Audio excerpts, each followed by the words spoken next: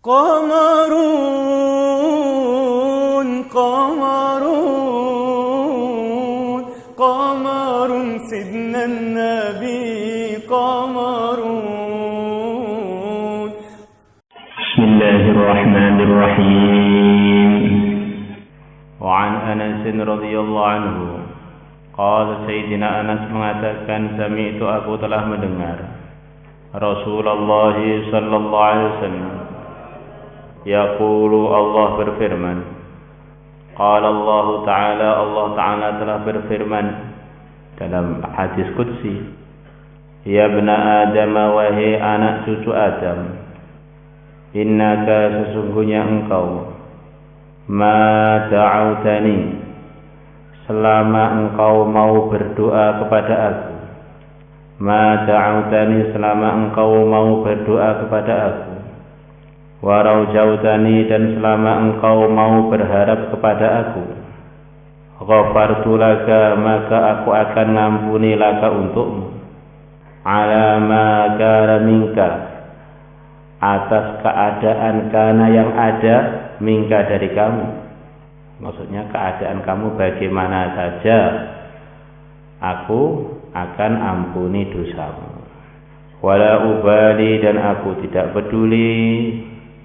Ya, hadis ini menyemangatkan kita hamba-hamba Allah. Allah berpesan berfirman lewat Nabi kita, selama orang itu masih mau berdoa kepada Allah, berharap kepada Allah, maka Allah akan ampuni dia walaupun dosa dia ini tidak terukur dan tidak terkira apapun keadaan dia. Dan kata-kata ma da'autani wa rajautani ini menunjukkan kalau hamba ini adalah hamba yang percaya, yakin, beriman kepada Allah, maka akhirnya menimbulkan sikap berdoa dan berharap kepada Allah. Maka dalam ungkapan lain yang mudah difahami, bahwa selama hamba itu masih punya iman, yang iman itu akhirnya menyebabkan dia ini menggerakkan berdoa, menggerakkan berharap kepada Allah, maka dengan berkah iman dia akan datang ampunan Allah kepada dia walaupun dosa dia banyak banget. Para ulama mengatakan hadis-hadis yang menjanjikan semangat, ayat-ayat Quran yang menjanjikan orang itu punya peluang besar dapat macam-macam anugerah dari Allah. Di situ itu nafsu dan setan usaha untuk menyelewengkan para pendengarnya dan para pembacanya. Selepas baca hadis atau dengar ayat-ayat Quran tersebut, digoda biar dia tidak cepat-cepat untuk berbenah-benah diri. Anugerah Allah luas, anugerah Allah banyak. Nanti kalau saya sempat ya akan berbenah. Yang penting bawa iman, nanti kan akhirnya diampuni juga oleh Allah. Perkataan ini sepertinya mau benar, padahal resikonya orang-orang yang tidak cepat-cepat mau berbenah diri, resikonya sebagaimana hadis yang di atas. Hatinya menjadi tertitik hitam, sampai akhirnya dia tidak mampu untuk bertobat, sampai akhirnya dia tidak punya kemampuan untuk berdoa lagi, berharap lagi. Maka jangan sampai hadis-hadis yang menyemangatkan ini menyebabkan kita menunda perbaikan diri. Ya bena Adam, wahai anak cucu Adam, lau balagat andaikan sampai dzunubuka dosa-dosamu ananas samai mendung yang di langit sana. Ini dosanya itu begitu banyak sampai mulai bumi sampai awan itu dipenuhi dengan dosa dia. Tsummastaghfartani kemudian engkau minta maaf kepada aku.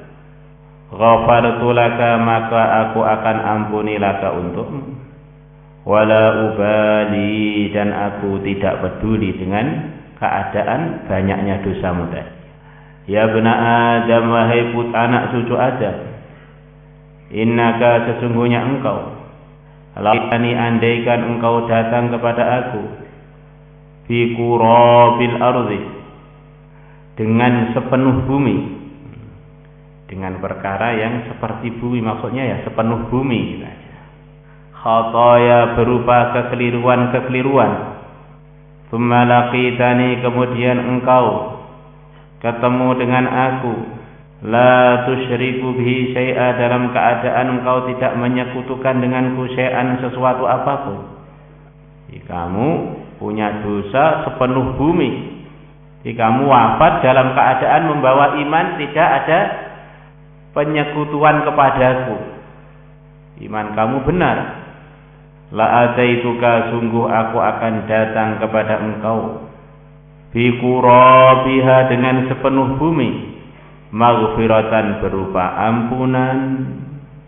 Inilah yang dikatakan oleh para ulama, kekeliruan di dalam amal, kesalahan di dalam amal itu akan terampuni, akan termaafkan, akan tercover, terkatrol dengan iman yang benar. Ya, orang itu kalau imannya benar, mesti dan dibawa mati, mesti suatu saat akan diampuni oleh Allah dan akan menjadi salah satu penduduk surganya Allah. Karena iman ini ibaratnya itu mutiara. Kotoran-kotoran itu adalah yang membarut mutiara itu. Maka begitu dimasukkan ke neraka, mutiara itu nggak cocok untuk ditempatkan di neraka. Maka begitu kotorannya hilang, maka mutiara itu akan dipindah di tempat yang selayaknya untuk dia, yaitu di surganya Allah. Sebaliknya, sebaik apapun amal, sebanyak apapun amal, kalau tidak disertai iman, maka tidak cukup untuk menambal kekurangan yang kekurangannya bernama iman. Maka Sayyidina Umar radhiyallahu anhu pergi ke negeri Syam, ketemu dengan seorang pendeta yang tidak mau beriman dengan yang mulia Nabi besar Muhammad SAW. Malamnya ibadah, siangnya puasa, mukanya pucat, badannya kurus sampai seperti tulang yang dibalut dengan kulit aja. Maka Sayyidina Umar menitikkan air mata. Maka rombongan beliau heran, kenapa Umar, ya Amirul Mukminin, engkau meneteskan air mata ketika Tuhan melihat pendeta ini? Saya ingat firman Allah, ada orang itu yang capek-capek ketika di dunia, ternyata hasilnya adalah neraka. Capek-capek dalam kebaikan maksudnya.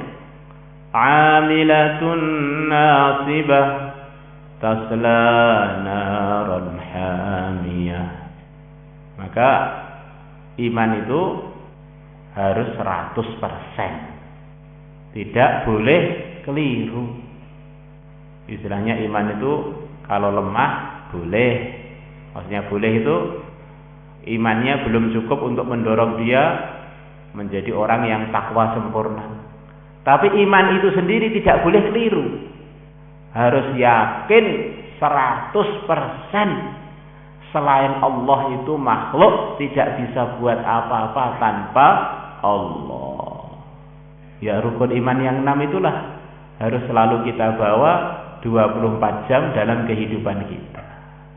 Di iman ini diperlukan 24 jam.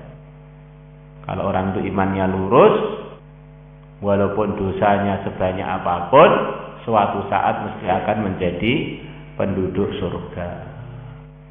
Maka yang mulia Nabi besar Muhammad sallallahu alaihi wasallam bercerita dalam hadis riwayat Muslim bahwa orang beriman yang terakhir kali keluar dari surga, keluar dari neraka, bernama Hannad. Kata para ulama, sebagian ulama mengatakan ini maknanya Hannad ini adalah orang iman yang paling banyak dosanya, tapi masih membawa iman ketika dia mati, maka dia lama di neraka baru akhirnya pindah ke surga. Akhirnya Allah beri kepada dia surga yang besarnya 10 kali lipat dunia.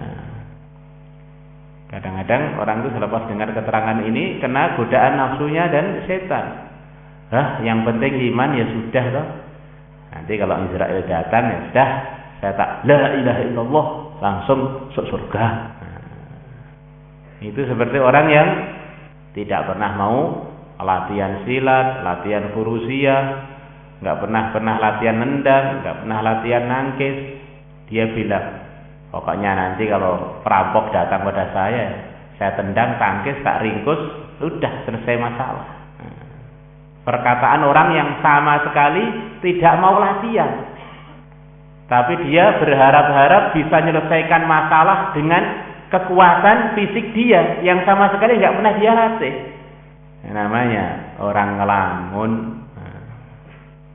Maka begitu juga orang berharap mati membawa iman. Sementara amalan hariannya itu tidak ada yang mengarahkan dia untuk menguatkan iman dia. Malah hatinya terkotori. Ini dia dalam situasi yang super darurat, gawat dan darurat. Bisa-bisa dia mati tanpa membawa iman. Ampunannya Allah memang begitu luas. Tapi kita sebagai hamba harus tahu, kalau kita ini dimurkai oleh Allah nggak cepat berbenah diri, itu akan menggelapkan hati kita. Kok tambah kesalahan lagi menggelapkan hati kita sampai akhirnya naudzubillah, iman itu nggak punya tempat di hatinya orang yang suka maksiat terus menerus.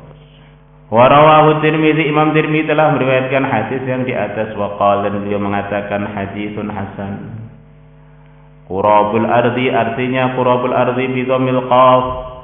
Huwa qurabul ardi, ma adalah perkara yaqrubu yang mendekati min mil'iha, dari sepenuh bumi, hampir sepenuh bumi. Diartikan sepenuh bumi juga benar-benar aja. Wal anan, dan artinya anan bi fathil ain, huwa as-sahabu, adalah awan. Wa an Abi Sa'id al-Khudri radhiyallahu anhu 'anil Nabi sallallahu alaihi wasallam. Qala, Nabi bersabda, qala, telah berkata iblis ini musuh kita, pimpinan setan yang menggoda anak cucu Adam. Ini kalau jenisnya adalah dari jenisnya jin, kana minal jin. Yang mana setan itu terbagi dua, berupa setan yang berupa jin. Setan yang berupa jin, yang pimpinannya namanya iblis. Yang mana iblis ini matanya juga buta satu, karena dia goda Nabi Idris. Oleh Nabi Idris akhirnya diculek dengan jarum, akhirnya matanya meletos satu. Kemudian pimpinan setan artinya tukang melanggar. Dalam bahasa Arab setan itu tukang melanggar. Kamu itu setan, maksudnya kamu itu seperti setan dalam suka melanggar. Tasyaitona Zaidun, Zaid telah menjadi seperti setan dalam suka melanggarnya. Maka yang kedua adalah setan yang dari kalangan yang tampak, kalangan manusia. Itu pimpinannya namanya siapa? Dajjal. Pimpinannya namanya Dajjal. Ini Dajjal juga picak satu. Jadi dua picak yang jadi pimpinan penyesat jin dan manusia. Maka dalam surat An-Nas yang diturunkan kepada Nabi untuk menyelesaikan masalah beliau dari macam-macam sihir yang telah mengenai beliau, terakhir Nabi minta perlindungan dari Allah dari setan yang suka memberikan bisian-bisian ikan kepada manusia, minal jinnati wan nas, baik pun setan dari kalangan jin, wan nas, dan setan dari kalangan manusia. Maka yang menyesatkan manusia ini ya ada yang dari yang tidak tampak, yang mana di sini pimpinannya yang akan kita nukilkan ngomong apa itu pimpinannya setan yang tidak tampak. Ada setan yang tampak, dengan lewat media mereka, dengan lewat lembaga-lembaga mereka, dengan lewat tayangan-tayangan mereka, mereka usaha untuk menyesatkan manusia, mengajak manusia untuk dapat murkanya Allah. Yang diantara pimpinan mereka adalah al-maghdubi alaihim, kelompok yang dimurkai Allah, yaitu Yahudi. Yang mana nanti Dajjal itu juga akan muncul dari keluarga Yahudi. Akhirnya di akhir zaman, kebatilan yang dipimpin oleh Dajjal dan Iblis dengan kebenaran yang dipimpin oleh Imam Mahdi dan Nabi Isa tempur di akhir zaman. Allah tampakkan kemuliaan perkara yang benar, hancurkan kebatilan, dan Allah tegakkan yang hak. La ilaha illallah. Jadi ini Dajjal itu juga berarti cucunya Nabi Adam juga. Bahkan mungkin Dajjal itu cucunya Nabi Ibrahim juga. Yahudi itu cucunya Nabi Ibrahim semua.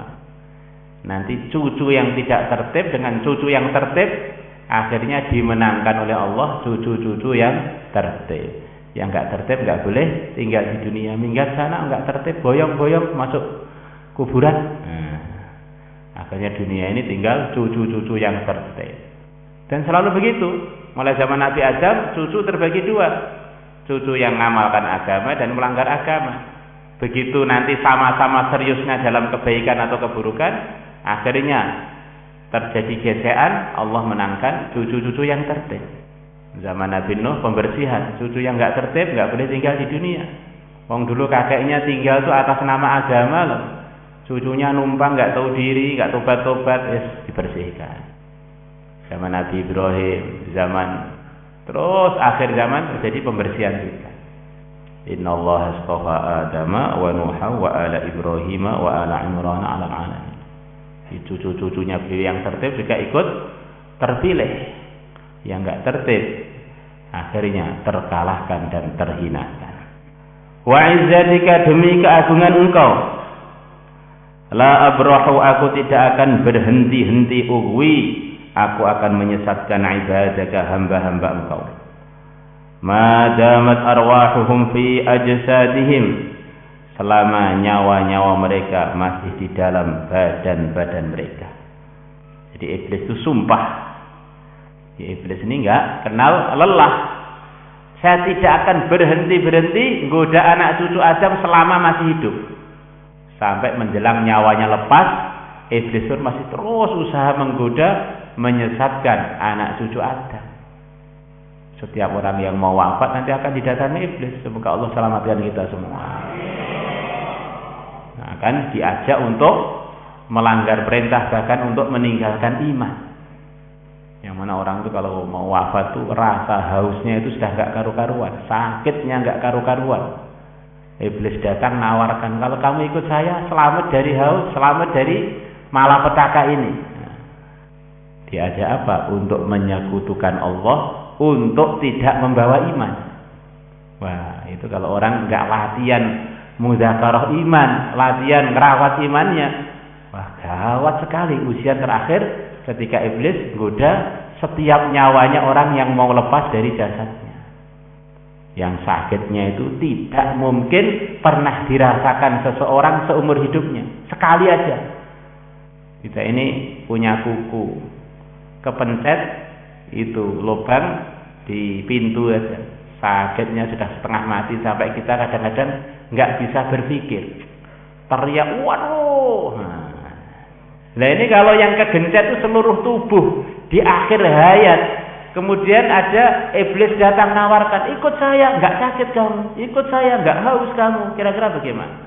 Wah, ujian yang luar biasa beratnya. Semoga Allah selamatkan kita. Maka selalulah jaga amalan, jangan lalai. Apalagi ini mau pulang, mungkin di jalan-jalan banyak godaan-godaan, di makomi banyak godaan. Itu yang goda itu siapa toh? Makhluk. Kalau Khaliknya menjaga kita juga nggak akan mengesan pada kita.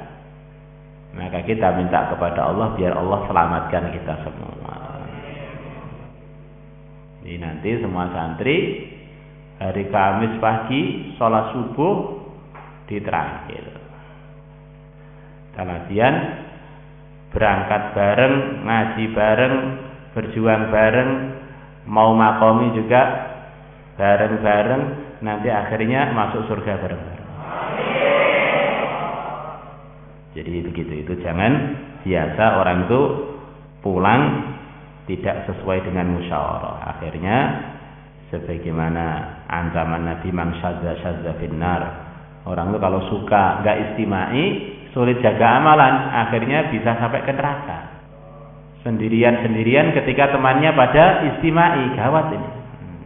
Faqala, maka Allah berfirman, wa izzati, demi kemuliaanku, wa jalali, dan keagunganku, la azalu aghfiru lahum, aku tidak henti-henti akan ampuni mereka, mastaghfaruni, selama mereka masih minta maaf kepada aku.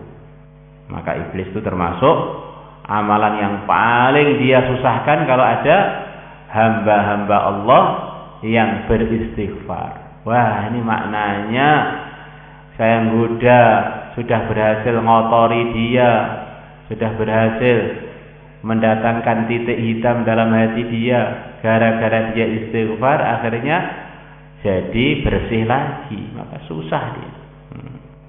Nah, kadang-kadang orang itu kalau disuruh istighfar berat. Saya ini dosa apa kok suruh istighfar? Oh, dosa kamu karena enggak punya rasa dosa itu. Nah, karena enggak merasa punya dosa, gawat. Rawahu Ahmadu, Imam Ahmad telah meriwayatkannya, wal Hakim. Wa qala, dan Imam Hakim mengatakan sahihun sanad, hadisnya adalah sahih sanadnya.